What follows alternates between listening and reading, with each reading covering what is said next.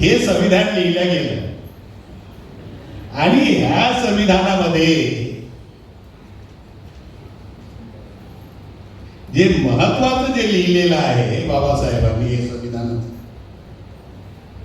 हे मी हे इंदिरा जयसिंगचं पुस्तक तर रिसेंटली पब्लिश केलं आहे आणि तिनं लिहिलेलं आहे the constitution is my home.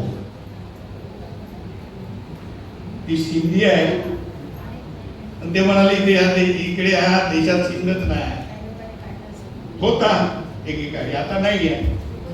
तर मला काही माझं होम काय, वेअर इज माय होम, अशा पद्धतीचं तिनं मांडणी केली.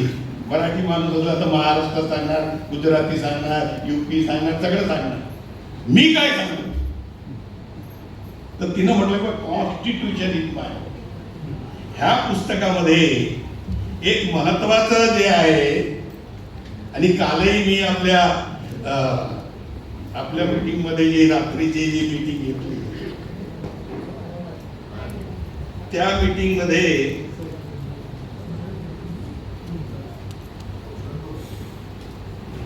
मी काही गोष्टी सांगितल्या की बाबासाहेबांना काय अभिप्रेत होते. बाबासाहेबांना एक नवीन भारत,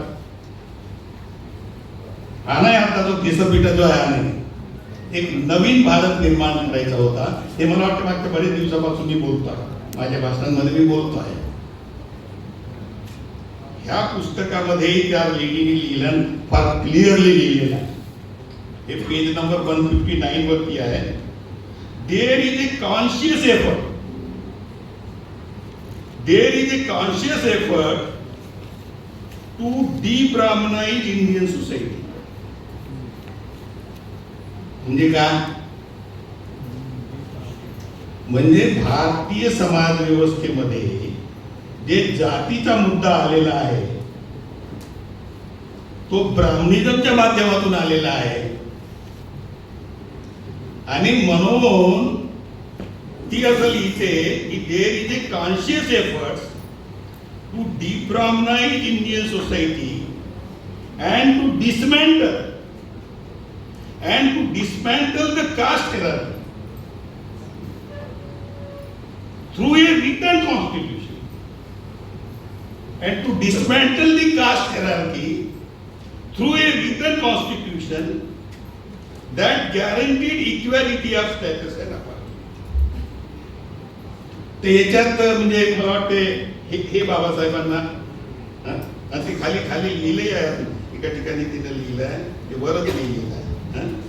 वरही आहे काही.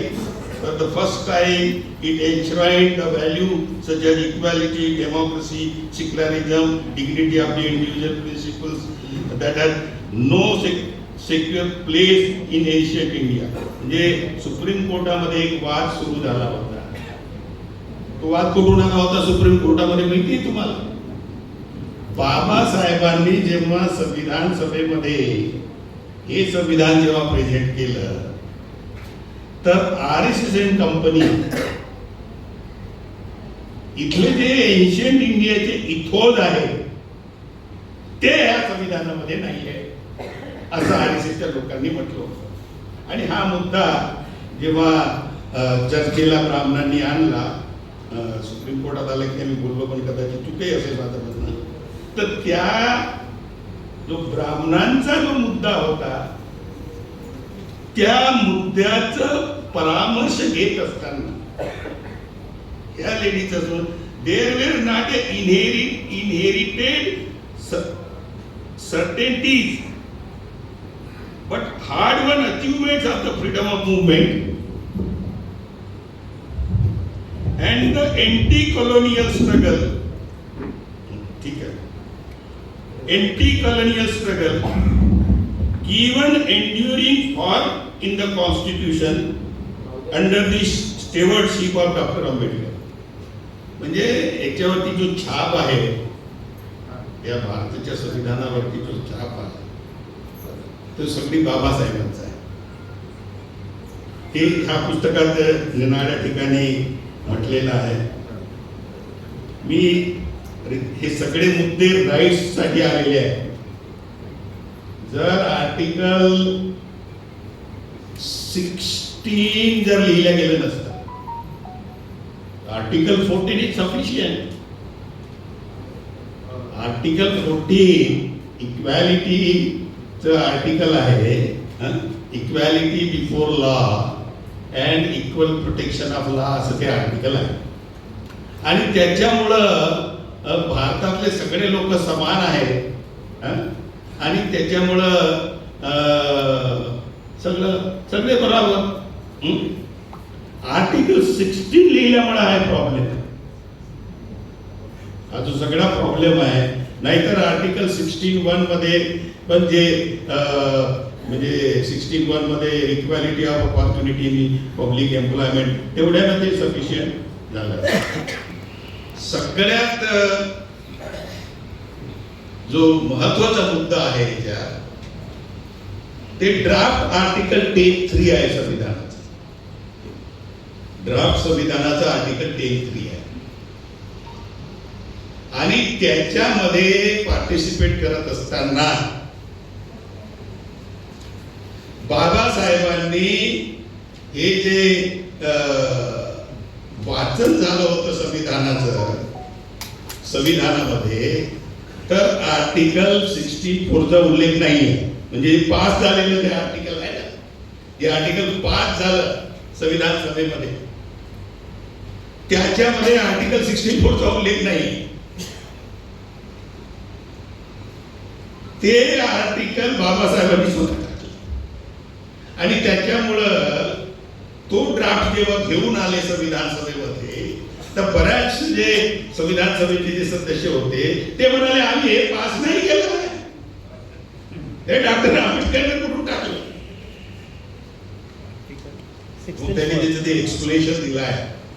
त्याचे ड्राफ्ट आर्टिकल 10(3) मध्ये हे तुम्हाला सविस्तर मिळते. ते म्हणाले मी टाकलं, हे ड्राफ्टिंग कमिटीने टाकलं. बाबासाहेब म्हणजे हे म्हणाले ड्राफ्टिंग कमिटीचा आहे. ड्राफ्टिंग कमिटीचा आहे म्हणजे कोणाचा आहे? त्यांचाच आहे.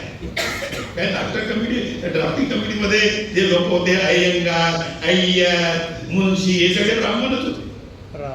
हे म्हणाले मीच टाकलंय. का टाकलं? तर त्या आर्टिकल मध्ये जर तुम्ही वाचलं ड्राफ्ट 10(3) तर त्याच्यामध्ये बाबासाहेबांनी हे रिप्लाय दिलेला आहे की मला हे रिकन्साईल करायचं होतं.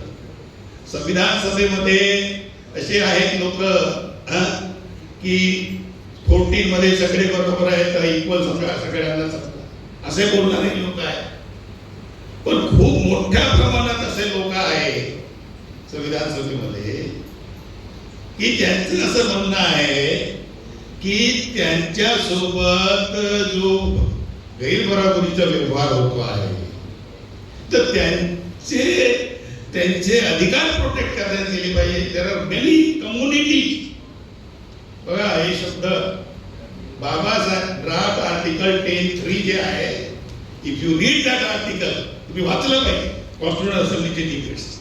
त्याच्यामध्ये there are large number of community शब्द वापरलेला आहे, कास्ट शब्द वापरलेला नाही. And caste is different from community. तुम्ही जर त्याची व्याख्या बघितली तर caste is different, community is different. तर लार्ज नंबर ऑफ कम्युनिटीज आहेत त्याच्यात आणि म्हणून त्यांनाही कन्सिडर केलं पाहिजे. आणि म्हणून मी हे आर्टिकल टाकलं आहे. याचं कारण असं की ऍडमिनिस्ट्रेशन मध्ये एकाच वर्गाची बपौती आहे असंही लिहिलं.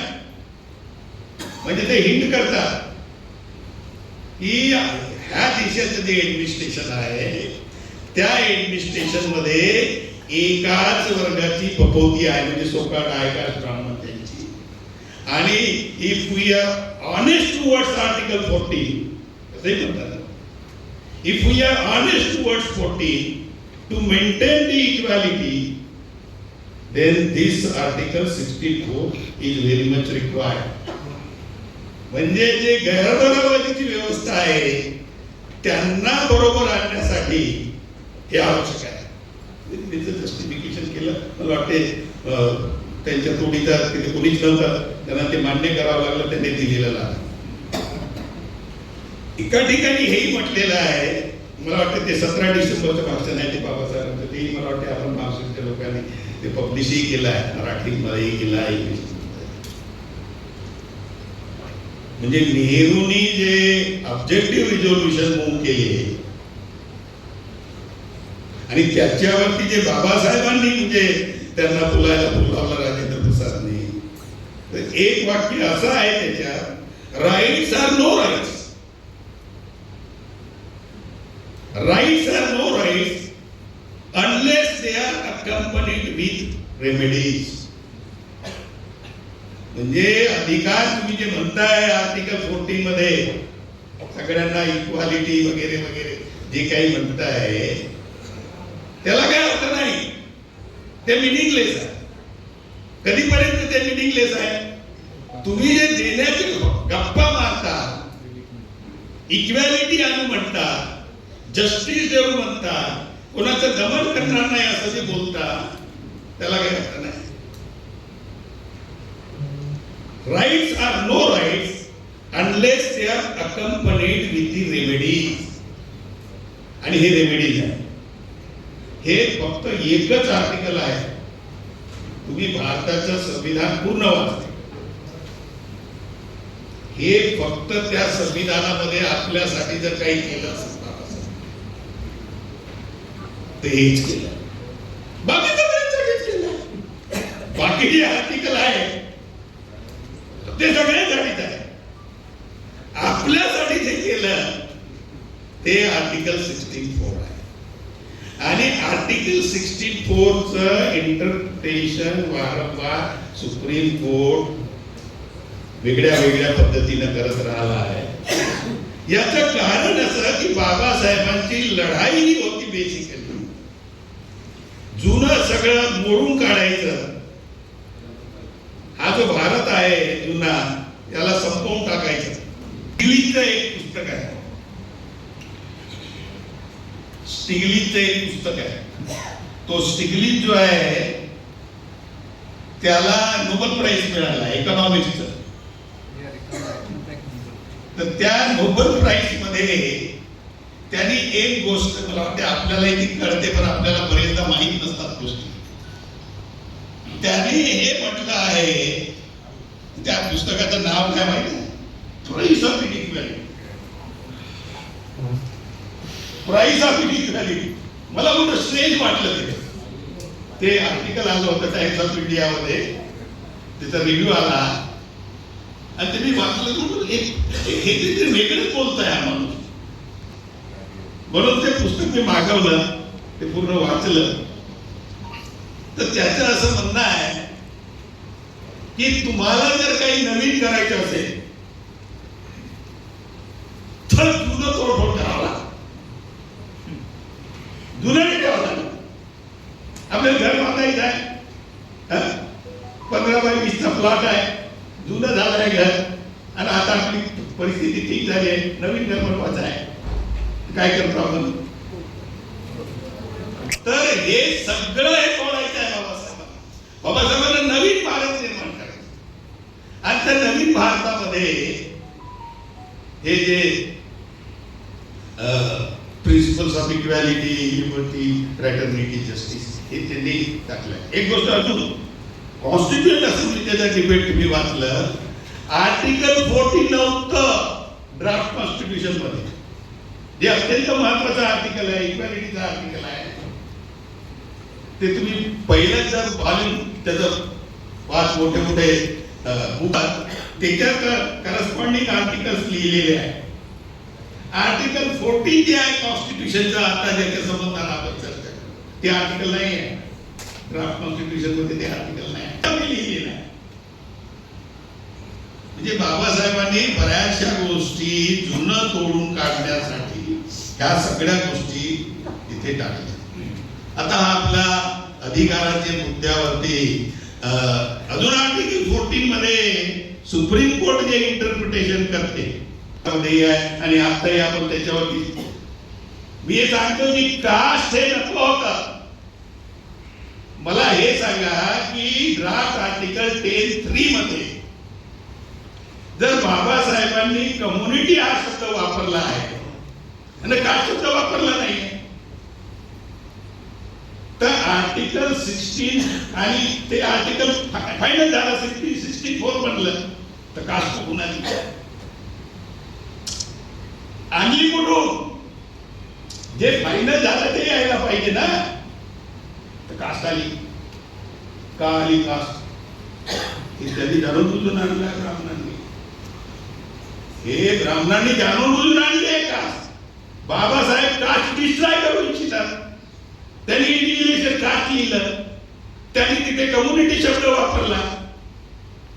मग आली कुठून का संविधान? कारण जातीची व्यवस्था ब्राह्मणांनी बनवली आणि ती बनवलेली व्यवस्था त्यांना मेंटेन करायची. तिच्यामुळे कास्ट आली तिथे. हा हिंदू धर्म वगैरे धर्म नाही, आमच्या लोकांचा हा धर्म नाही. There is one religion known as पागल रिलीजन. हा पागल रिलीजन काय? हा पागल रिलीजन म्हणजे हे जे तुम्ही लिस्ट सांगितले ना, हे सोडून पागल रिलीजन म्हणजे तुम्ही जशी उपासना करता, तुमच्यावरती काही बंधन नाही. कोणतं प्रिन्सिपल आहे? लिबर्टीचं प्रिन्सिपल आहे संविधानामध्ये. ते जे लिबर्टीचं प्रिन्सिपल आहे, ह्या देशातील लोक म्हणजे अनंत कालापासून त्यांना जशी उपासना करावीशी वाटत होती तशी करत होते. त्यांना ते जे पागल रिलीजनचे लोक आहेत त्यांना त्यांनी त्या हिंदू धर्मामध्ये घातलं, प्रॉब्लेम्स निर्माण केले. तुमच्या संविधानामध्ये कशाची उपासना म्हटलेलं आहे? तो शब्द असा आलाय, एनिमिस्टिक. असा एक शब्द आलाय ना, कशाची उपासना म्हटलेली आहे? एनिमिस्टिक. एनिमिस्टिक. फेथ, बिलीफ, श्रद्धा यांची उपासना असा शब्द काहीतरी आहे ना संविधान. म्हणजे तुम्हाला जे परावं वाटते, तुम्हाला जे वाटते ते तुम्ही करा. पण त्यांनी ते कोडिफाय आपल्याला सगळ्यांना त्याच्यात टाकलेला आहे. तो ब्राह्मणांच्या ज्या म्हणजे डॉक्टर मोहन गोपाल आपल्या भाषणामध्ये त्यांची आणि माझी इंटरव्ह्यू एकत्र घेतली आहे आपल्या चॅनलवरती, आणि ते मला वाटते पुस्तक फॉर्म मध्ये पण आपण आणलेलं आहे. ते वाच. त्यांनी फार क्लिअरली डॉक्टर मोहन गोपालने त्याच्यावरती फार डिटेलमध्ये ते बोलले आहेत. ते तुम्ही वाचलं पाहिजे. पुस्तक आपण तयार केलेलं आहे. मला जे तुम्हाला सांगायचं आहे की सुरुवातीपासून ब्राह्मणांना आमचे अधिकार द्यायचे नाही. बाबासाहेबांनी जेव्हा अनटचेबल साठी मागितलं तर तो जो मुन्शी त्यांच्यासोबत होता ना कॉन्स्टिट्यूशन असेंब्लीमध्ये, याच्या ड्राफ्टिंग कमिटीमध्ये, तो म्हणाला यांना दिलं पाहिजे. पण काय म्हणून दिलं पाहिजे? हे अनटचेबल आहे, मान्य केलं आहे, पण यांना दिलं पाहिजे हिंदू म्हणून. कधी म्हणतो हा? एक टाइम मार्क करा तुम्ही. कधी म्हणतो हा? हा म्हणजे 48च्या नंतर 50 पर्यंत, 48 पासून 47, 46 पासून 50 पर्यंत जेव्हा संविधान बनलं त्या पिरियड मध्ये म्हणतो ना अल्टिमेटली. म्हणजे काय? म्हणजे काय? इथं काय इंटरप्रिटेशन आहे? म्हणजे 48-50 पर्यंत अनटचेबल लोक जे आहेत ते हिंदू नव्हते नाही. याचा अर्थ असाच आहे. नाही त्याला म्हणण्याची आवश्यकता काय होती? म्हणजे जबरदस्तीनं त्यांना हिंदू बनवायचं हा जो त्यांचा कार्यक्रम आहे. जाती जाणून बुजून ठेवायच्या, कम्युनिटीच्या ठिकाणी कास्ट आणायचं, हा एक मुद्दा. आता बेसिक मुद्दा आहे की त्यांनी जे आर्टिकल 16(4) आहे त्याच्या अंतर्गत बाबासाहेबांनी कॉन्शियसली ते लिहिलेला म्हणजे त्याच्यात socially and educationally backward class of citizens. या मुद्द्यावरती आर्टिकल 340 चा मुद्दा आपण वारंवार उचलतो की बाबासाहेबांना त्याने जे विचार व्यक्ती बॅकवर्ड कोण आहे आणि मग बाबासाहेबांनी ते कमिशन अपॉइंट करून ते तुम्ही ठरवा वगैरे वगैरे असं ते लिहिलेलं आहे. तर एकंदरीत तुम्ही हे बघा की बाबासाहेबांनी कॉन्शियसली ह्या मुद्द्यावरती बाबासाहेबांनी स्टँड घेतला. जे ड्राफ्टिंग कमिटी मधून बाहेर पडण्याचा जो धमकी दिली आहे, बाबासाहेब धमकी दिली आहे त्या आर्टिकलच्या विरोधात जर तुम्ही जात असाल तर तुमचं तुम्ही बघून घ्या म्हणून. हे मी आपल्या तोंडचं नाही सांगत आहे, ते त्यांच्या पुस्तकातच लिहिलेलं आहे त्यांनी. ही एक गोष्ट तुम्ही लक्षात घेतली पाहिजे. म्हणजे बाबासाहेबांना कुठल्या हा एक भाग कुठल्या मानसिकतेमधून जावं लागत होतं याच्या संबंधाने बऱ्याचशा लोकांना माहित नाही.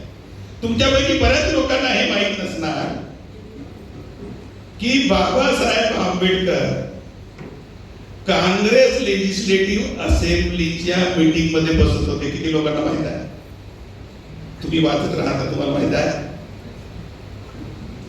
तुम्हाला माहित आहे?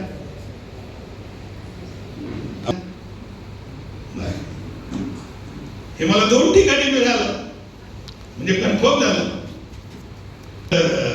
ऑस्टिनच्या पुस्तकाचा उल्लेख केला आहे. ग्रॅव्हिली ऑस्टिनचं जे कॉन्स्टिट्यूशन ऑफ इंडियाचं पुस्तक आहे त्याच्यामध्ये मला मिळालं. म्हणजे ते मी वाचत असताना पूर्ण त्याच्यात मला मिळालं. एक म्हणजे नक्की कुठलं हे सगळं कसं तर ते का तिथे बसावं लागत होतं त्यांना? कारण की ड्राफ्टिंग कमिटीचे चेअरमन ते राजेंद्र, म्हणजे जे चर्चेमध्ये ठरलं त्याचा लीगल लँग्वेज मध्ये ड्राफ्ट बनवण्याची जबाबदारी बाबासाहेबांची होती. त्याला लीगल लँग्वेज मध्ये फ्रेम करायची जबाबदारी बाबासाहेबांची होती. आता चर्चेमध्ये जे ठरत होतं ते काय ठरत होतं हे तुम्ही जे बोलला, काँग्रेस बीजेपी वेगवेगळे नाही, बिलकुल बरोबर बोलला. आणि आम्ही कितीतरी वर्षापासून बोलतो. डॉक्टर मोहन गोपाल हे म्हणजे जवाहर भवन मध्ये बसत होते आणि त्यांचे जे लीगल आणि इंटलेक्च्युअल सेल आहे त्याचे इंचार्ज होते काँग्रेसचे. तेव्हाही मी त्यांना तिथे जाऊन भेटत होतो. म्हणजे 2006चं आपलं अधिवेशन जे लखनौला झालं त्याच्यात मी त्यांना त्याचंही बॅकग्राऊंड वेगळं आहे. त्याच्यानंतर मी त्यांना जाऊन भेटत होतो तर ते गांधीचं ते नेहरूचं सांगत होते मला तिथे. आणि मी त्यांना सांगत होतो सर हे तो वेगवेगळे नाही, हे एकच आहे. आता काल परवा त्यांनी लिखित म्हटले की तुम्ही मला वारंवार सांगत होते, मला मेसेज दिला, तुम्ही मला वारंवार सांगत होते आणि आता माझं पक्क मत झालं त्याच्यात कम्युनिस्ट पण एड करून टाका. मला जे सांगायचं आहे तुम्हाला, त्या लोकांना ब्राह्मणांना इथल्या मूळ निवासियांचे अधिकार द्यायचीच नाही. आणि म्हणून काल जे मी कोटेशन तुमच्या समोर ठेवलं पॉलिटिकल पॉवरच्या संबंधानं, ते अत्यंत महत्वाचं कोटेशन आहे. त्याकडे आपले अधिकार धोक्यात आहे, सगळ्यांना तुम्हाला द्यायचं नाही आहे. बाकी सगळा विवेचन तुम्ही दोघांनी केलं त्यांच्यावर त्याची आहे, तर ते काढायचं नाही. काय की ते एक्सपोज होतात. आणि तुम्ही हेही म्हणालात की 55% असेल तर काय करणार? काहीच नाही होणार आहे, काही नाही होणार आहे. हो, शेड्यूल का शेड्यूल ट्राईबची पॉप्युलेशनही माहित आहे, रिझर्वेशनही मिळालं.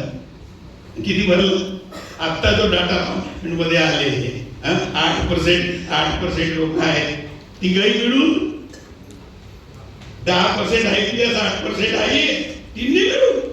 आणि पार्लमेंट मधून दिलेला, मिनिस्टरनी दिलेला डाटा आहे. What does that indicate?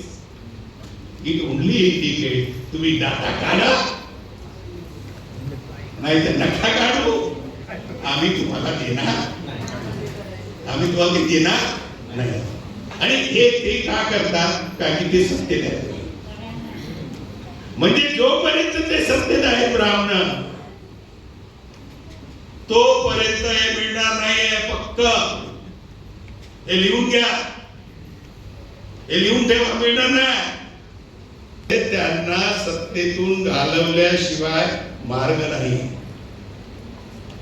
ह्या लाईनवरती समाज जीवनामध्ये चर्चा होणं आवश्यक. याच्यासाठी आंदोलन होणे आवश्यक आहे. हे जर नाही करणार आपण तर मग नाही. क्लासिफिकेशन, व्हॉट क्लासिफिकेशन आणि क्लासिफिकेशन,